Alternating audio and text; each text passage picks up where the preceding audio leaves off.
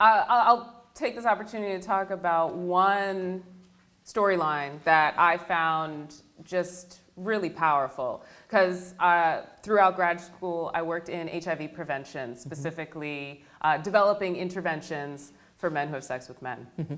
And I was enamored that you brought in the narrative of a serodiscordant couple. So for those of you who don't know, serostatus is HIV status, serostatus. And so a serodiscordant couple is a couple where one is HIV positive and one is not HIV positive or HIV negative. The extent to which you engage with that narrative, something I've never seen on television before, ever. And I was really hoping you might be able to talk a little bit about the experience of writing that narrative similarly. Sure. I mean, it's great. I am straight. I like men. But I know that my relationship is very much like a gay or a lesbian relationship. You have fights, you have issues, you have drama, you have sex. And our show creator was like mandating that we would have a couple, and a couple that does everything that everyone else does. I mean, we're just normalizing it on television. You see all the good sexy times of all of the characters, but especially the gay characters, because hello, it's been happening for several millennia. You're just now seeing it on television, but guess what? Everybody getting it in, right? So, thinking about, ooh, that's bracing. So, thinking about the through line of that character, of those characters, has been interesting because number one, those characters we didn't think at the beginning that those characters would be a couple. Oliver was actually, just in the pilot, and then we loved Oliver, and Oliver became much more of like a larger part of the show because we loved Oliver.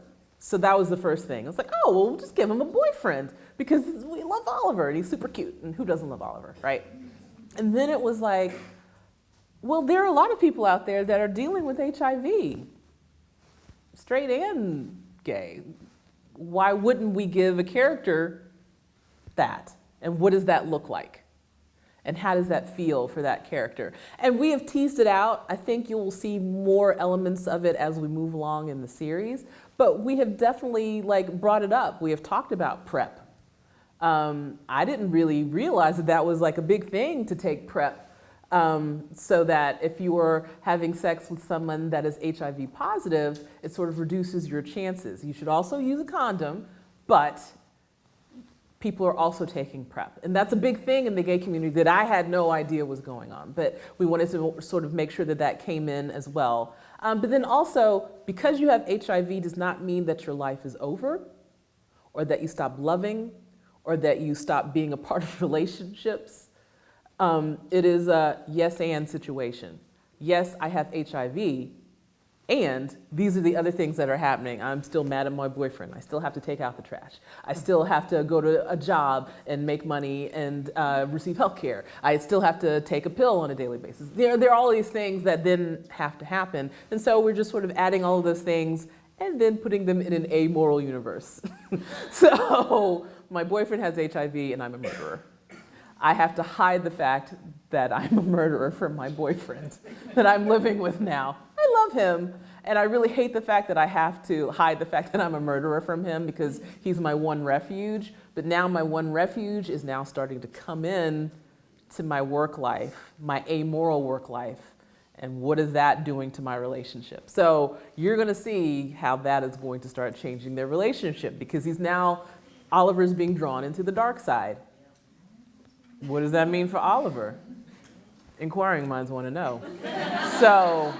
So keep watching and you'll see there might be some changes coming along the path.